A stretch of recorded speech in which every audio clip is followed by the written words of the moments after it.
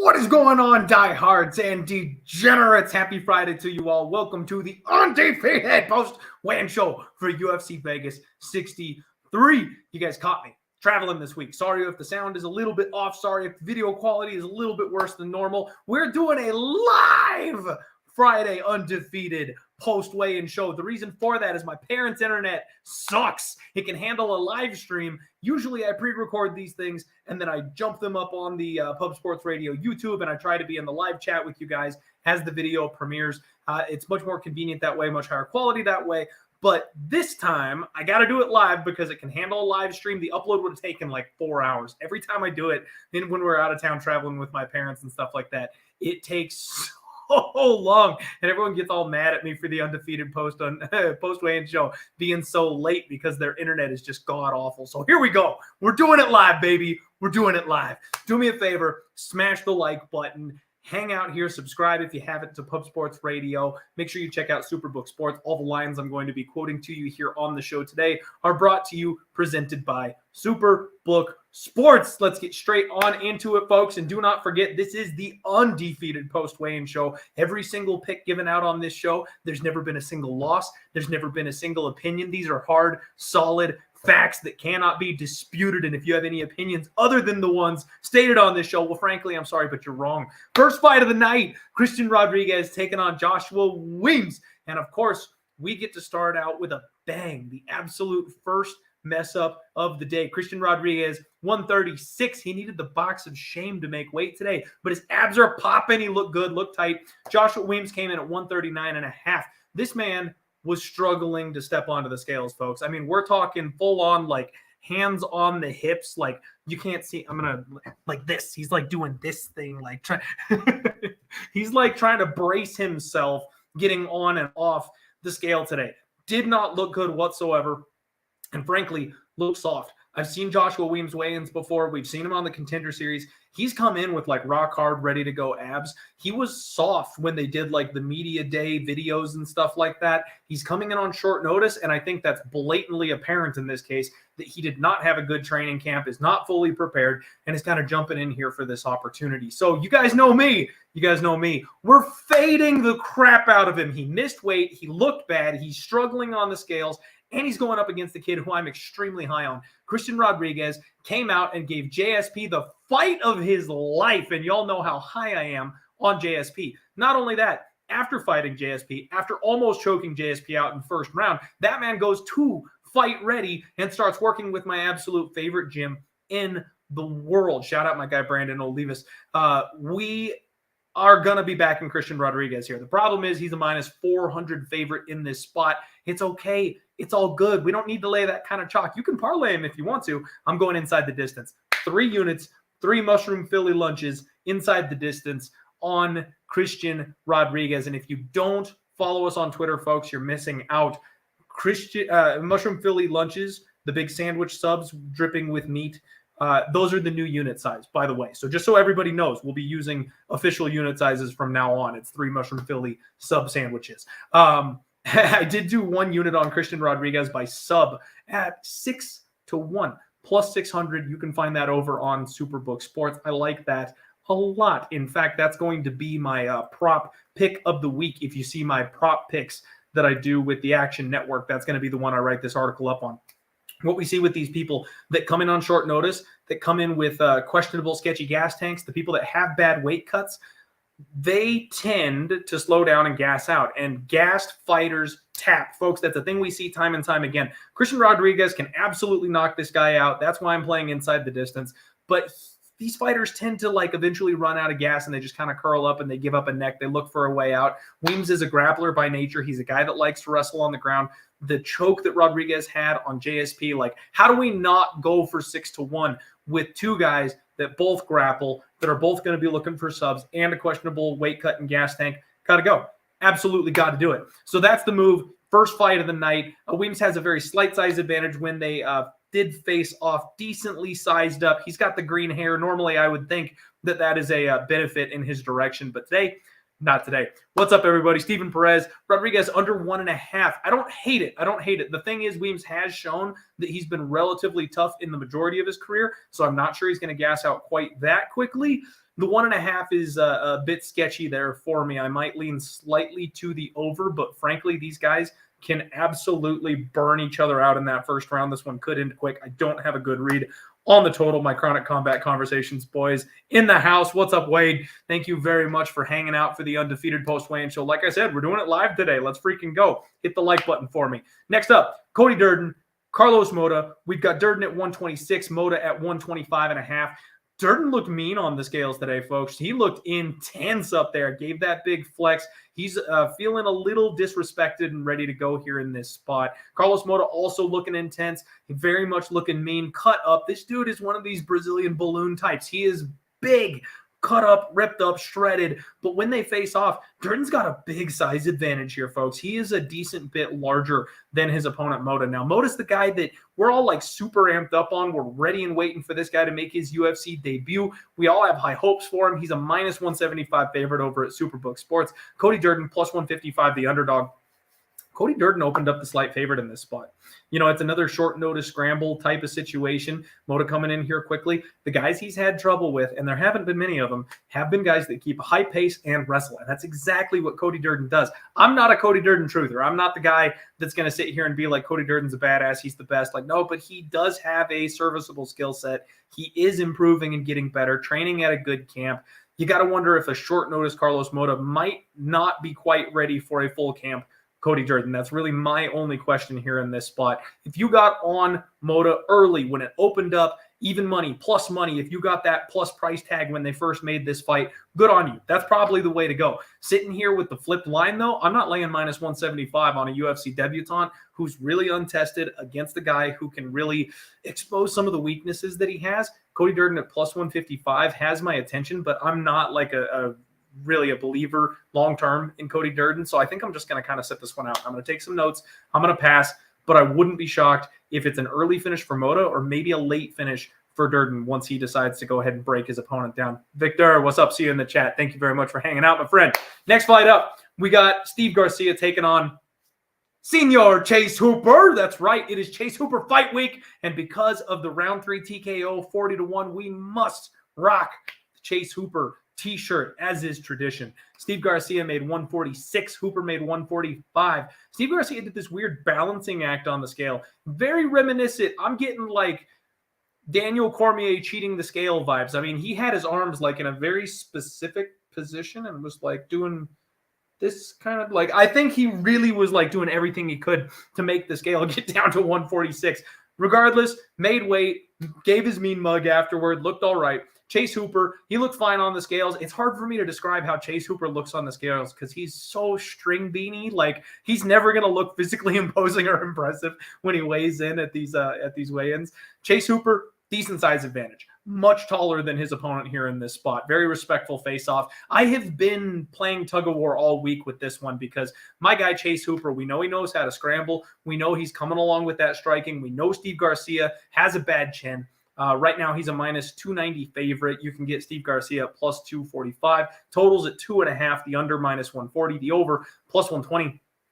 I kind of like my guy Hooper to get a finish here. I know earlier in the week I was talking more decision because we were able to see the submission defense from Steve Garcia, especially in that Luis Pena fight. And I could see Hooper just kind of writing out the back control situation here again. But Hooper's really been working on his striking lately. You know, he's working out with Wonder Boy. His karate's coming along. Like I mentioned, that height and reach advantage. Garcia is so chinny. I could see these guys getting into ground scrambles. If Hooper gets on top, that ground and pound, those elbows, he's nasty. And you can get the TKO prop at like 4-1 right now, plus 425, plus 450 for Chase Hooper by TKO for him to do almost exactly what he did his last fight. The difference for me last fight, we were really attacking the gas tank of his opponent. It was a guy who we know slows down, a guy who we know would tire out from those scrambles. I'm not convinced that we have that here with Steve Garcia. Steve Garcia is the kind of guy who, even though he's chinny, will not tire.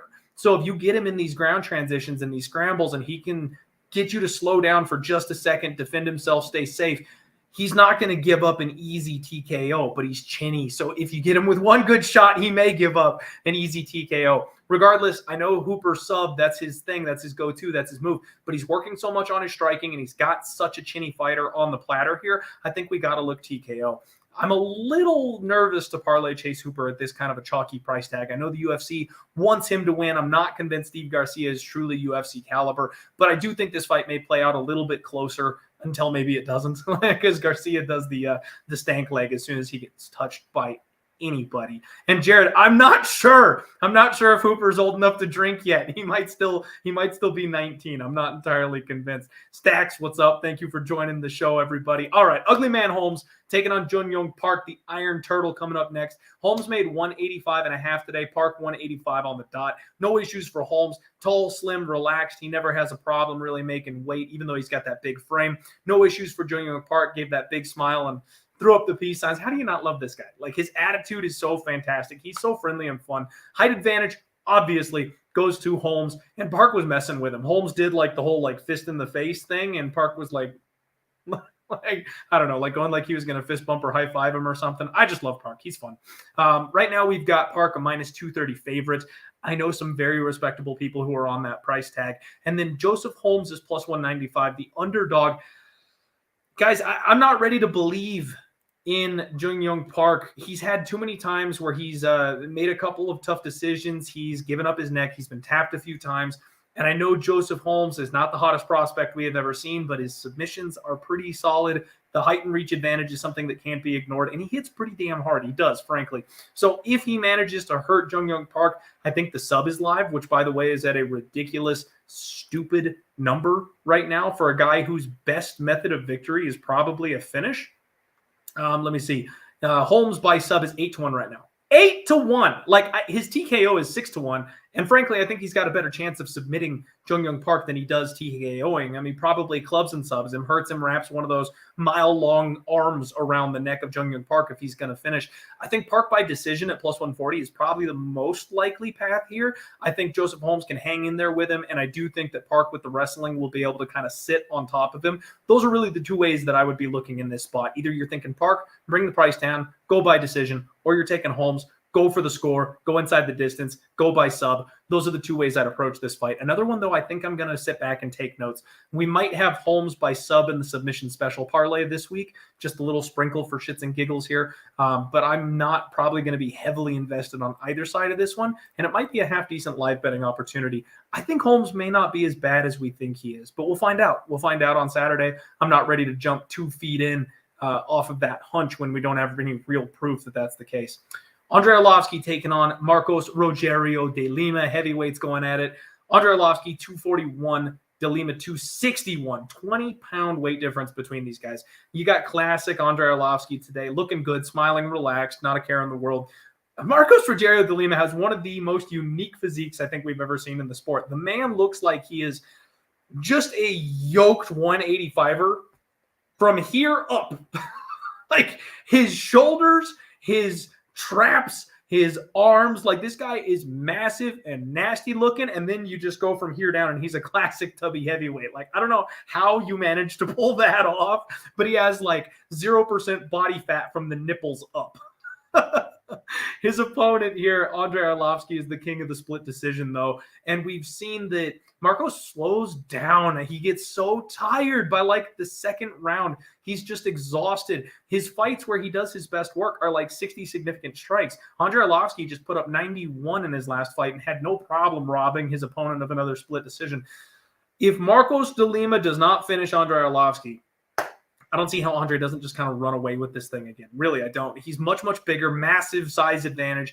Not massive, sorry. He's a decent bit larger. Both these guys kept their distance here. I know there's that idea that Lima could potentially out-wrestle him, but the way this guy gasses and gets tired, I think if he wrestles Andrei, he's probably going to tire himself out and make things worse for him. I'm very tempted on Andrei Arlovski here at plus 200. Again, some respectable, sharp people on the Marcos Rogério de Lima side of things at minus 240.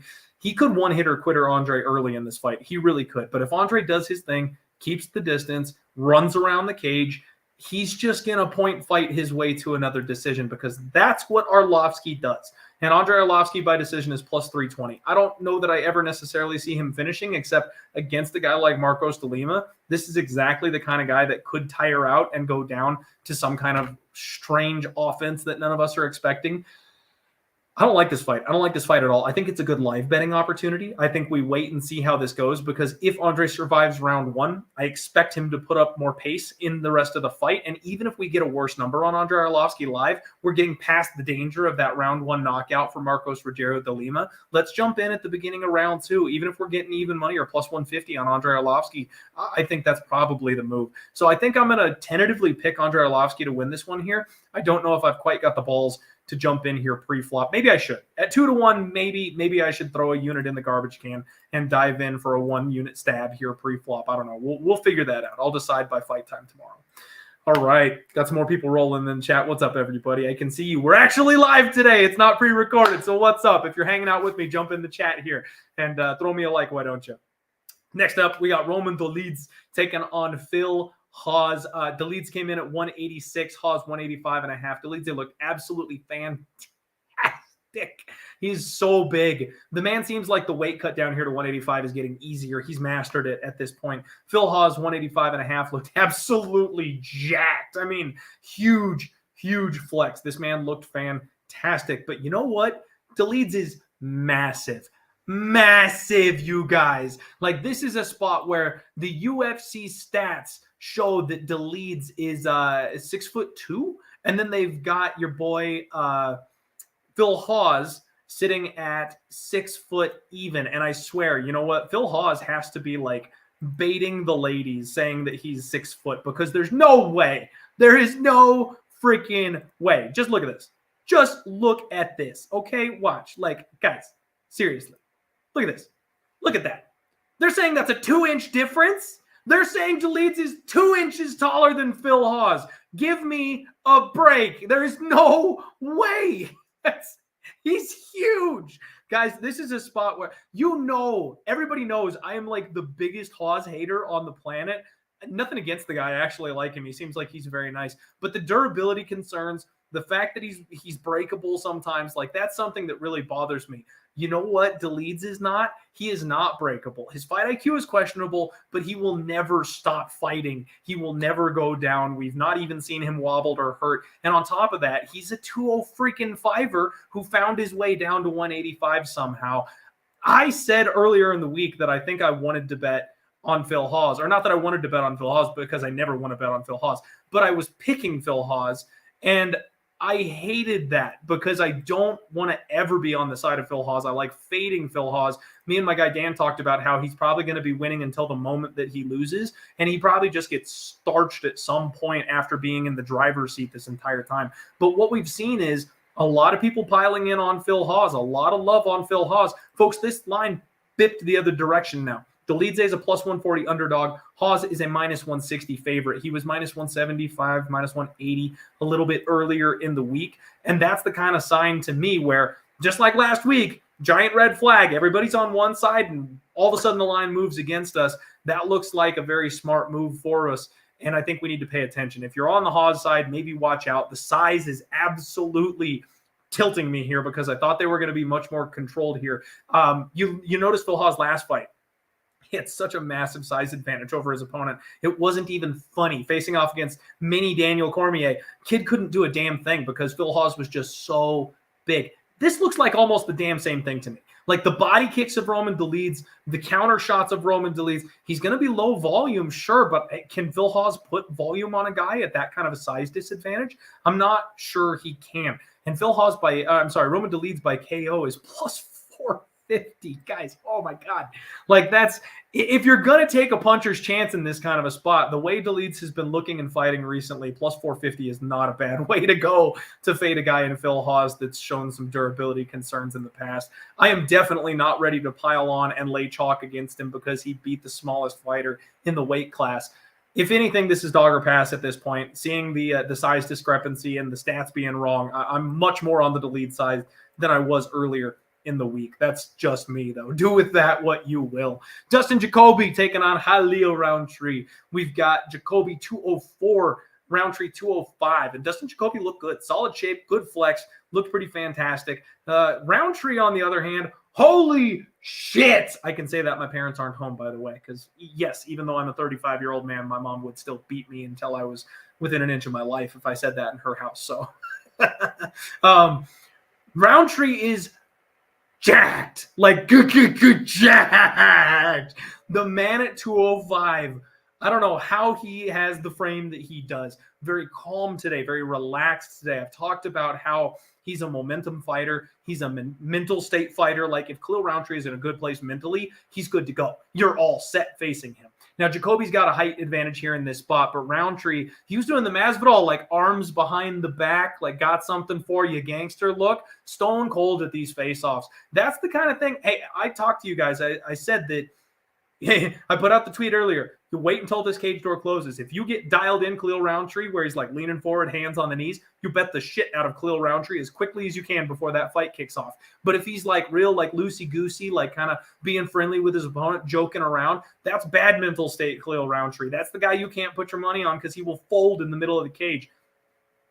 I think we got good mental state Khalil Rountree here, just based off what I'm seeing, the kind of shape that he's in. I really am kind of thinking we got good mental state Khalil Rountree. Now, I have gone against Factory X several times recently, and they've made me pay for it. They just keep on doing the damn thing and winning.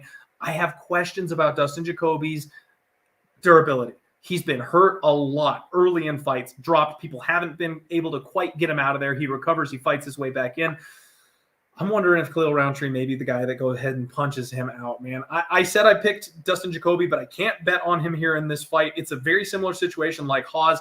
I've been against him a lot. And now if I suddenly flip sides and I go on him, you damn Skippy, that's the fight that he's going to lose. Like as soon as I decide to jump in and buy in on him, that's the fight where everything I've been saying for 2 months is suddenly going to come to fruition and he's going to get cracked by somebody. So for me, again, it's Khalil Rountree or pass. It's probably just pass. I don't mind violence here. I don't mind the way these guys fight. I don't mind one of them going down. Shout out to our guy, AJ. He mentioned that Khalil Rountree apparently is undefeated against Factory X Muay Thai strikers. And on top of that, he is smoked through them. So if you're looking for another puncher's chance, you know, Khalil Rountree, it wasn't that long ago, we were laying like minus 150 on him to win in round 1 against Marcin Chiniao. And now you can get Khalil Rountree by knockout at plus 300.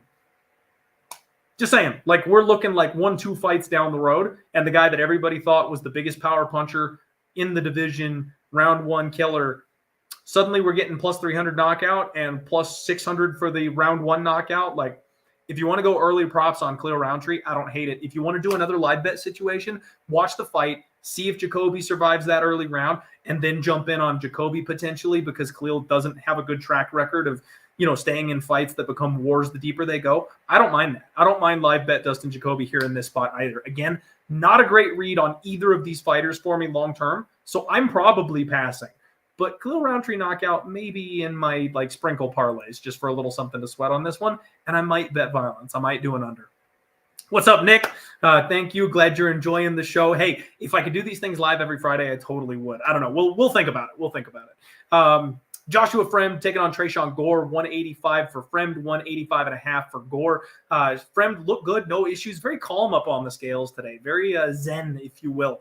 Tresean Gore, on the other hand, looked like he was in fantastic shape, and he was emotional. Like his whole thing came out this week about his mom's leg being amputated, and he's trying to fight to pay for the medical bills and give her a better life and all that kind of stuff. And he's like going through some shit right now as Tresean Gore. Fremd has a big size advantage here in this spot. Gore, however, got in close and was like looking like straight up at him, crazy eyeing him. Like this was an intense stare down. Fremd not blinking, obviously, but Gore definitely wanting a piece of him. It's another spot where I have been backing Gore painfully so, because I believed in the talent this kid brought up, and I did not believe in the opponents he was facing. He's a plus 135 underdog here in this spot, and his opponent, Fremd, is a minus 155 favorite. I don't hate Fremd the way, and hate is the wrong word, but I don't dislike Fremd as a bet the way I dislike some of his opponents. But there's been some big movement the other way. Lots of money coming in on Tresean Gore here on this fight. And again, it's another spot where I can't stomach flipping and then having the guy that I've been believing in all this time come through against the wrong opponent. I think Gore, with all this emotion behind him, is maybe a bet-on type of scenario. However, Fremd is a very good fighter, a very good scrambler. He's getting a step down in competition here in this spot. Gore has not lived up to the hype, so we don't really know what a full tilt, all put together Tresean Gore looks like. Maybe we see that for the first time on Saturday. I can't bet on it again, hoping it shows up, because we have no evidence that it will. But I do think a 100% full power Tresean Gore probably beats Joshua Fremd. So I'm going to stay off it. I'm passing this one. I know my guy, my co-host, my guest on Monday, Dan, he's big on Josh Fremd this week. I totally get it. And not only that, when this price dropped, he doubled down on the kid. So he's like really going to war fading Tresean Gore in this spot. I'd be looking violence. 2.5 minus 135 for under. That's kind of the way that I would look, because Tresean Gore got finished in his last fight. His durability is a question mark now for me because of the way he got knocked out by a guy who doesn't knock anybody out. Someone like Fremd can probably do that again, and Fremd's submission skills are on point. I absolutely think he can choke out Tresean Gore, and the way Gore fights, the way he stomps forward on his opponents and just unloads hellish power shots on them, he's going to force a fight or flight situation out of Fremd, I feel like. Regardless of who wins, I think this fight finishes. So probably under 2.5 for me, maybe just root and violence and stay the hell out of picking a side. Waldo Cortes-Acosta taking on Jared Vanderaa. Acosta came in at 260.5, Vanderaa 259. Waldo Acosta looked good on the scales today, folks. I am shaking in my boots right now. The Dana White Contender Series fade angle is a must play on Jared Vanderaa. I got him at plus 175 earlier in the week. It's a blind play. Like it's a system play. And I don't have any of those except the Dana White Contender Series fade. So I'm playing it. I'm on Jared Vanderaa this week because of that. But Waldo Cortes-Acosta looks scary today on the scale. Much better shape. Lost the spare tire. You can see some abs coming in, which when you've got a 260-pound man rocking abs, it's terrifying. Jared Vanderaa, I hate to say it, shaved the mustache. His glorious mustache hit the source of his power, the reason I felt like we had a reason to go to war with Jared Vanderaa this week. He shaved it. He shaved it. Big old fluffy guy on the scales today. I'm distraught. And Waldo's got a slight size advantage. He is a real 260-pounder, apparently. I thought he was a little bit small. I thought he might be a little on the undersized side of things. He's not. He's not. The man was intense. Thankfully, Jared was unbothered. He wasn't showing any signs of being fearful of his opponent, thankfully. But I am much less confident in this bet than I was earlier in the week. Right now, Jared Vanderaa is a plus 170 underdog, so beat a slight line movement there. Nothing to write home about. Waldo Cortes-Acosta is a minus 190 favorite, and this man is a puncher. He's a good, strong boxer. You got to think if he wins this fight, it's probably by knockout. You can get plus 120 for Cortez by knockout. We've seen Jared finish a couple of times before. I wouldn't hate that. I don't blame anybody for fading Jared. The way he's been fighting in the UFC, don't blame you whatsoever for trying to fade Jared Vanderaa at this stage, because one more loss, he gets cut. But his back is against the wall, and he's taken on a guy that I think has massive holes in his game. The striking volume for Jared Vanderaa, I think, can be something that he uses effectively if he wants to take this guy to the ground. We've seen Acosta give up multiple trip takedowns, and honestly, if you just get him off balance, you can kind of just tip him over. Now, those are the types of things that Acosta could have improved on and fixed between camps, but we're not sure, you know what I mean? And that's where I've got to bet on the fact that I see Jared Vanderaa does have opportunities. He is the UFC caliber fighter. Maybe, regardless of the fact that he's lost to some good guys, he's also had some good moments inside the UFC cage. He's been here before. Cortes-Acosta has never seen this level of opposition, and he's been knocked out in the minor leagues boxing before. So got to plug your nose and roll with Jared Vanderaa. At least that's what I'm doing. Remember, folks, everything on these shows, I'm telling you what I'm betting. You make your own decisions.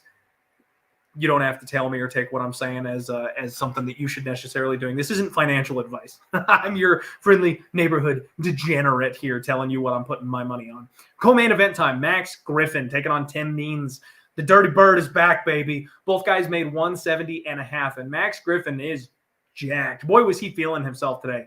Got his sunglasses on, rocking a gold chain up there, gave a huge flex. Like, he's like straight up having fun on the scales today. I talked about wanting to bet Max Griffin earlier in the week, and I think that's even more so true now than it was then, because he really is like oozing confidence here today. Tim Means, he didn't even look like he was excited to be there, which I know, you're cutting weight. He's not excited to be there, but frankly, his eyes were sunken in a little bit. He did this weird, like, hands behind the head thing. Like, he wasn't even flexing. He did this. Like, I don't know if he was trying to send a signal that he was like relaxed or his opponent's going to sleep, or like, I don't know, but it was really weird. Like, he looked exhausted, and then he like puts his hands behind his head instead of flexing. I don't know. It kind of smelled of weakness to me just a little bit, but regardless, Tim Means 38 years old. He's getting to that point, that stage of his career. He's been here and done that a million times. You got to wonder how much gas he's got left in the tank. Tim does have a height advantage. This was a respectfully intense face-off. Like, Max Griffin and Tim Means really got in close on each other, but as soon as it was time to like shake hands and break, like, there's no bad intentions there or anything like that. It was a really good, fun face-off. Like I said before, Max Griffin is the side here for me. I think I'm going to be tempted to lay the wood here. I don't really like the price. Minus 180 is a little bit steep. I would prefer like minus 140, minus 150, something like that. But I do really just think he wins at the end of the day. And this is where I don't have my damn tinfoil hat, unfortunately. This would be the tinfoil hat spot. Max Griffin by sub. You can get that over at Superbook Sports at 13-1, folks. 13-1. For him to win by sub. And I know a lot of you are probably rolling your eyes like, but why would he ever win by sub? You go back past his last couple of fights, Max actually wrestles. He actually looks to take his opponents down. He lands, a couple takedowns in several of his fights. Let me pull up the stats here for you so I don't just sound like a raving crazy man here on my own show with a terrible background for you. Again, sorry for the quality this time, folks. We'll be back in the lab next week. So Max Griffin, he fought Neil Magny in his last fight. You're not taking him down. Max Griffin took down Carlos Condit. No big deal. Of course, the Song Kanon fights and the Ramiz Brahimaj, why would you ever try to take either of those guys down? He landed 2 on Alex Oliveira. He landed 4 on Alex Morono. He landed 6 on Zalim Imadaev. Like, this man wrestles. He hasn't done it recently, but he wrestles. And on top of that, you've got Tim Means, who's got 6 losses over his career by submission, has a tendency to quit in his fights when things aren't going his way, leaves his neck out there, makes grappling mistakes. At the ripe old age of 38 years old, like, when Tim Means is done, he's ready to get out of there. You live to fight another day at that age, and we've seen that a couple times already. So I know Max Griffin is not some prolific submission artist. He's not a guy that we want to, hammer home that he's a black belt and he's got filthy jiu-jitsu. No, but his opponent, Tim Means, is a guy that will give up the club and sub. He's a guy that will leave his neck out in bad transitions and put himself in bad spots. He's been subbed, like I said, 6 times. He got guillotined by Matt Brown. Matt Brown doesn't submit anybody. He submitted this guy. Like, Tim Means has a tendency to stick his neck in guillotines. And it's happened. Let's see here. Daniel Rodriguez, guillotine. Alex Oliveira, rear naked choke. Matt Brown, guillotine. Regional scene MMA, guillotine, triangle choke. Like, yeah, he just has sub-defense problems. That's all it comes down to. So 13-1, I think Max Griffin, I'm probably laying the chalk. I think I'll sprinkle the 13-1, take my long spot shot of the day. That'll be the one. All right, everybody, we're talking main event time here. Calvin Kattar, Arnold Allen, smash the like button for me if you haven't already. We've got Kattar coming in at 146, Allen 145.5. Kattar was the first guy to the scales today. Locked in, absolutely intense, looking for another crack at the title. This guy's always sniffing around the top 5. You got to love Calvin Kattar. Arnold Allen finally getting his first step into the contender circle here. He looks in fantastic shape. And again, if you're not on Twitter, I got to shout out my guy, Liam Picks Fights. He posted some pictures out there. Allen looks like he is taking his vegetables very seriously this time around. I don't think we've ever seen him in this kind of shape. Looks like he added on some muscle. Very, very strong looking today, physically speaking. And these guys size up really well. This is a surprise to me. For whatever reason, my brain continues to tell me that Arnold Allen is a small guy at this weight class. My brain tells me that Arnold Allen is shorter than a lot of these guys in this weight class. These guys are almost the same exact height. Like, they size up really well. Kattar maybe just ever so slightly, one little pip taller than Arnold Allen. But you know what Arnold Allen has going for him? The back. This guy is so broad. He's so built. Those back muscles are there for those giant winging power hooks that he caught poor Dan Hooker with in his last fight.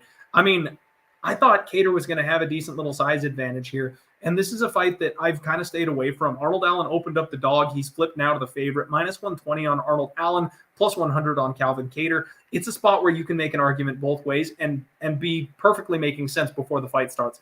Calvin Kattar is a guy who's been fighting the best of the best. He's been winning fighting the best of the best, taking the best power punches of the hardest hitters in the division, never slowed him down, always out volumes and outboxes his opponents, and you're getting him at even money.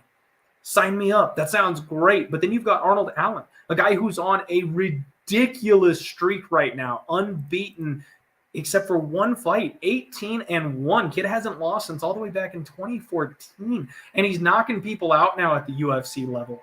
You know, he's had a couple of canceled opponents against guys like Josh Emmett and Jeremy Stevens, guys that, you know, you got to wonder how he would look if he got the opportunity. But he beat Sadiq Youssef.